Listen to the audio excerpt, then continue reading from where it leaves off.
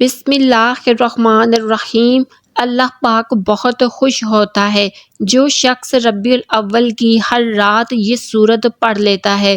ناظرین، ربیع الاول کا مہینہ شروع ہو چکا ہے۔ یہ مہینہ بہت ہی زیادہ بابرکت اور فضیلت والا ہے۔ اس مہینے میں اللہ پاک تمہیں اپنی رحمت سے ڈھانپ لیتا ہے۔ اس مہینے میں اللہ پاک گناہوں کو مٹا دیتا ہے اور دعائیں قبول فرماتا ہے۔ اس مہینے میں اللہ پاک آپ کے دلوں پر نظری کرم فرماتا ہے۔ بدبخت وہ شخص جو اس ماہ میں اللہ پاک کی رحمت سے محروم رہتا ہے۔ اللہ رب العزت وہ عظیم ذات ہے جس کی رحمت اور مغفرت کے دروازے ہر ایک کے لیے کھلے رہتے ہیں۔ وہ رحمان الرحیم ذات اپنے کمزور اور بے بس مخلوق پر کرم فرمانے، گناہ گار بندوں کی خطاؤں کو معاف فرمانے اور انعامات سے نوازنے کی بہانے تلاش کرتی ہے۔ تو جو بندے رات کو اللہ کو یاد کر کے سوتے ہیں، اللہ کے پسندیدہ کام کر کے سوتے ہیں، اللہ پاک اپنے ان بندوں سے بہت زیادہ خوش ہو جاتا ہے۔ بن مانگے انہیں وہ چیز عطا کرتا ہے جو ان کی حاجت ہوتی ہے، جو ان کی ضرورت ہوتی ہے۔ اللہ والو، ماہ ربیع الاول کی ہر رات جو شخص یہ سورت پڑھے گا، اللہ پاک بہت خوش ہوگا۔ نبی کریم صلی اللہ علیہ وآلہ وسلم رات کو یہ سورت پڑھ کر سوتے تھے، اور آپ صلی اللہ علیہ وآلہ وسلم نے اپنی امت کو بھی یہ پڑھنے کی تاکید فرمائی ہے۔ یہ سورت فاتحہ ہے۔ سورت فاتحہ قرآن کریم کی عظیم ترین سورت ہے۔ ماہ ربیع الاول کی ہر رات اس سورت کو جو پڑھے گا وہ اللہ کے پیارے بندوں میں سے ہوگا، جو اللہ کو خوش کرتے ہیں، اللہ کو راضی کرتے ہیں، اور جن سے اللہ پاک راضی ہو جاتا ہے تو ان کی دنیا اور آخرت دونوں ہی سنور جاتے ہیں۔ اللہ والو، سورت فاتحہ کے بہت زیادہ فضائل ہیں۔ اس سورت میں اللہ تعالیٰ کی پاکی بیان کی گئی ہے اور ساتھ میں ہدایت کا راستہ بھی اللہ پاک سے مانگا گیا ہے۔ اس میں اللہ تعالیٰ کی تعریف بھی ہے اور ساتھ میں ایک دعا بھی ہے۔ جو شخص اس کو پڑھتا ہے تو وہ اللہ تعالیٰ کا پسندیدہ بن جاتا ہے اور اس کی ہر حاجت پوری ہو جاتی ہے۔ سورت فاتحہ 7 آیتوں پر مشتمل ہے، جن میں سے پہلی 3 آیات میں اللہ تعالیٰ کی حمد و ثنا ہے اور آخری 3 میں انسان کی طرف سے دعا اور درخواست کا مضمون ہے، جو رب العزت نے اپنی رحمت سے خود ہی انسان کو سکھایا ہے، اور درمیانی ایک آیت میں دونوں چیزیں مشترک ہیں۔ کچھ حمد و ثنا کا پہلو ہے، کچھ دعاؤں۔ حضرت ابو ہریرہ رضی اللہ تعالیٰ عنہ سے منقول ہے کہ رسول اللہ صلی اللہ علیہ وسلم نے فرمایا کہ حق تعالیٰ نے فرمایا ہے کہ سورۃ فاتحہ میرے اور بندے کے درمیان 2 حصوں میں تقسیم کی گئی ہے، نصف میرے لیے اور نصف میرے بندوں کے لیے، اور جو کچھ میرا بندہ مانگتا ہے وہ اس کو دیا جائے گا۔ پھر رسول اللہ صلی اللہ علیہ وسلم نے فرمایا کہ جو بندہ کہتا ہے الحمدللہ رب العالمین، تو اللہ پاک فرماتا ہے کہ میرے بندے نے میری حمد کی ہے، اور جب وہ کہتا ہے الرحمن الرحیم، اللہ پاک فرماتا ہے کہ میرے بندے نے میری تعریف اور ثنا بیان کی ہے، اور جب بندہ کہتا ہے مالک یوم الدین، تو اللہ تعالیٰ فرماتا ہے کہ میرے بندے نے میری بزرگی بیان کی، اور جب بندہ کہتا ہے ایاک نعبد و ایاک نستعین، تو اللہ پاک فرماتا ہے کہ یہ آیت میرے اور میرے بندوں کے درمیان مشترک ہے، کیونکہ اس میں ایک پہلو حق تعالیٰ کی حمد و ثنا کا ہے اور دوسرا پہلو بندے کی دعاؤں درخواست کا۔ اس کے ساتھ یہ بھی ارشاد ہوا کہ میرے بندے کو وہ چیز ملے گی جو اس نے مانگی۔ پھر جب بندہ کہتا ہے اہدنا الصراط المستقیم، آخر تک تو حق تعالیٰ فرماتا ہے کہ یہ سب میرے بندے کے لیے ہے اور اس کو وہ چیز ملے گی جو اس نے مانگی۔ سورۃ فاتحہ کی بہت عظیم اہمیت فضیلت ہے۔ اس سورت کے بہت سے فضائل ہیں، جن میں سے چند درج ذیل ہیں۔ سورۃ فاتحہ نماز کا رکن ہے۔ سورۃ فاتحہ کے بغیر نماز صحیح ہو ہی نہیں سکتی۔ سورۃ فاتحہ نماز کا رکن ہے، چنانچہ سورۃ فاتحہ کے بغیر نماز صحیح نہیں ہو سکتی۔ جیسے کہ سیدنا عبادہ بن صامت رضی اللہ عنہ سے مروی ہے کہ رسول اللہ صلی اللہ علیہ وسلم نے فرمایا اس شخص کی کوئی نماز نہیں جس نے سورۃ فاتحہ نہیں پڑھی۔ اس حدیث کو امام بخاری مسلم نے روایت کیا ہے۔ امام نودی رحمۃ اللہ کہتے ہیں اس سورت میں سورۃ فاتحہ کے واجب ہونے کا بیان ہے کہ سورۃ فاتحہ پڑھنا لازم ہے۔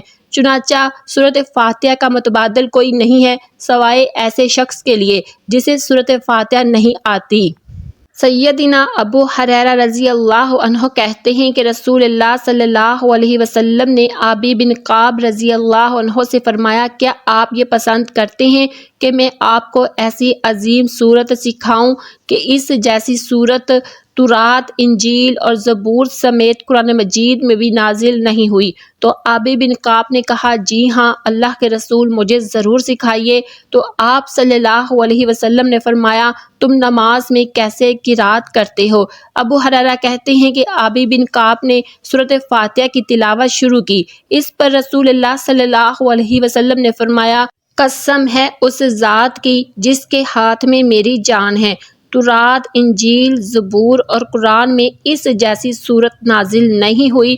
اس حدیث کو علامہ البانی نے صحیح ترمذی میں صحیح کہا ہے۔ سورۃ فاتحہ ہی بار بار پڑھی جانے والی 7 آیات ہیں۔ اسی سورت کے بارے میں اللہ پاک نے فرمایا، ہم نے آپ کو 7 آیات جو کہ بار بار پڑھی جانے والی کی ہیں وہ قرآن عظیم عطا کیا ہے۔ نبی کریم صلی اللہ علیہ وسلم کے چند صحابہ کرام عرب کے کسی قبیلے کے قریب سے گزرے اور سورۃ فاتحہ کے ذریعے دم کرنے کی مکمل روایات بیان کی۔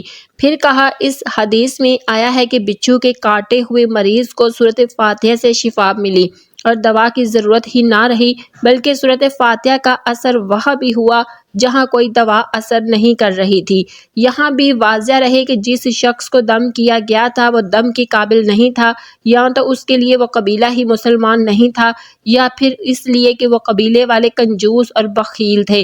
تو اگر دم کے قابل شخص کو دم کیا جائے تو پھر کتنے ہی خواب نتائج برآمد ہوں گے۔ سورۃ فاتحہ میں سابقہ تمام آسمانی کتابوں کی تعلیمات موجود ہیں۔ اللہ والو، جو سورۃ فاتحہ کا مقام حقیقی انداز میں پہچانے، سورۃ فاتحہ کے حقوق مکمل ادا کرے، بیماری سے شفا یابی کے لیے مناسب اور موزوں طریقہ اپنائے اور اس راز کو حاصل کر لے جس کی وجہ سے اس سورت کو اتنا بڑا مقام دیا گیا ہے۔ یہی وجہ ہے کہ یہ تمام چیزیں جب چند صحابہ کرام میں مکمل تھی تو بچھو اور سانپ کے ڈسے ہوئے شخص کو صحابہ کرام نے سورۃ فاتحہ سے دم کیا تو اسے فوری طور پر شفا حاصل ہو گئی۔ اس صورت میں دونوں جہانوں میں سعادت کی بنیاد یعنی صرف اللہ تعالیٰ کے سامنے عرضی گزاری بھی ہے۔ ہدایت کے مفہوم کو دونوں جہانوں میں حصول فوائد اور نقصانات سے بچاؤ کے لیے کیسے عملی جامہ پہنا سکتے ہیں، اس صورت میں ہمیں یہ بھی پتہ چلتا ہے کہ ہر طرح کی کامل اور متعلق کامیابی اسی ہدایت کے ملنے سے منسلک ہے۔ جیسے یہ تمام باتیں معلوم ہو جائیں تو اسے بہت سی ادویات اور دم کی ضرورت نہیں رہتی۔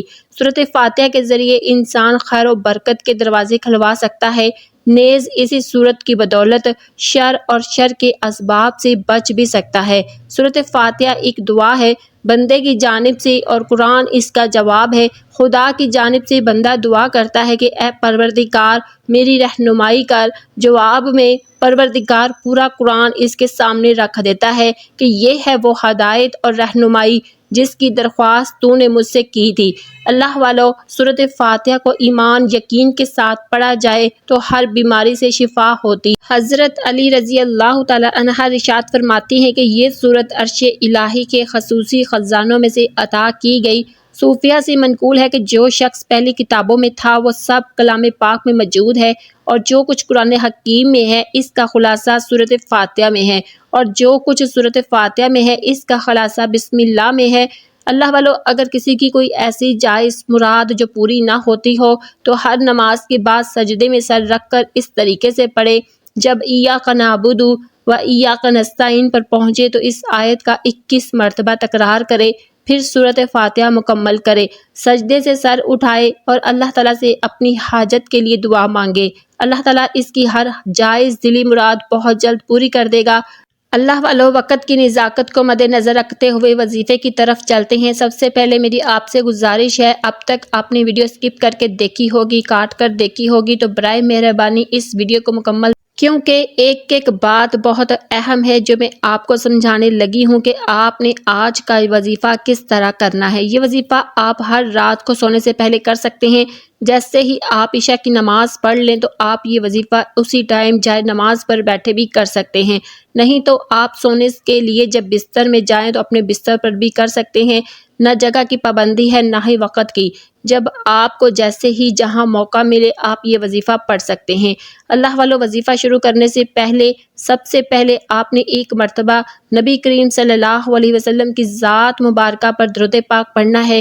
درود پاک آپ کوئی سا بھی پڑھ سکتے ہیں، آپ صلی اللہ علیہ وآلہ وسلم پڑھ لیں یا صلی اللہ علی محمد پڑھ لیں یا درود ابراہیمی پڑھ لیں، جو آپ کو یاد ہو اور آسانی سے آپ پڑھ سکتے ہیں آپ پڑھ لیں، لیکن درود ابراہیمی سب سے زیادہ بہتر ہے۔ درود پاک پڑھنے کے بعد آپ نے سب سے پہلے نمبر پر جو وظیفہ پڑھنا ہے وہ ہے اللہ تعالیٰ کے مبارک نام کا۔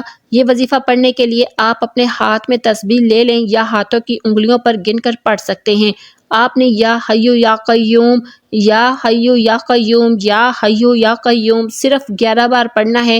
11 بار یا حیو یا قیوم پڑھنے کے بعد آپ نے دوسرے نمبر پر جو وظیفہ پڑھنا ہے وہ ہے سورۃ فاتحہ کا۔ سورۃ فاتحہ آپ نے ایک مرتبہ پڑھنی ہے۔ سورۃ فاتحہ پڑھنے کے بعد آپ نے سورۃ اخلاص 3 مرتبہ پڑھنی ہے۔ بسم اللہ الرحمن الرحیم، قل هو اللہ احد اللہ الصمد لم یلد ولم یولد ولم یکن لہ کفوا احد۔ سورۃ اخلاص 3 مرتبہ پڑھنے کے بعد آپ نے آخر میں وہی درود پاک پڑھنا ہے جو شروع میں پڑھا تھا۔ ناظرین، ایک بار پھر آپ کو عمل کا طریقہ سمجھا دیتی ہوں۔ سب سے پہلے آپ نے درود پاک پڑھنا ہے، اس کے بعد آپ نے اللہ تعالیٰ کے مبارک نام یا حیو یا قیوم کو 11 مرتبہ پڑھنا ہے، پھر سورۃ فاتحہ کو آپ نے 1 مرتبہ پڑھنا ہے اور اس کے بعد آپ نے سورۃ اخلاص 30 مرتبہ پڑھ کر آخر میں وہی درود پاک پڑھنا ہے جو شروع میں پڑھا تھا۔ اللہ والو، عمل مکمل کرنے کے بعد آپ نے اللہ تعالیٰ سے دعا مانگنی ہے۔ آپ کی جو بھی حاجت ہو، جو بھی آپ کا مقصد ہو، اللہ تعالیٰ کی بارگاہ الہی میں پیش کرنے ہیں۔ اس عمل کی برکت سے آپ اللہ تعالیٰ کے پسندیدہ بندوں میں شامل ہو جائیں گے اور آپ کی دنیا اور آخرت دونوں سنور جائے گی انشاءاللہ۔ اللہ والوں، گزارش کرتے ہیں کہ اپنے رزق میں وسعت اور برکت کے لیے اللہ پاک کے ناموں میں سے کوئی ایک نام کمنٹ میں ضرور لکھیے گا۔ ویڈیو کو لائک کیجیے گا، چینل کو بھی سبسکرائب کیجیے گا، ہمیں بھی اپنی دعاؤں میں یاد رکھیے گا۔ اللہ حافظ۔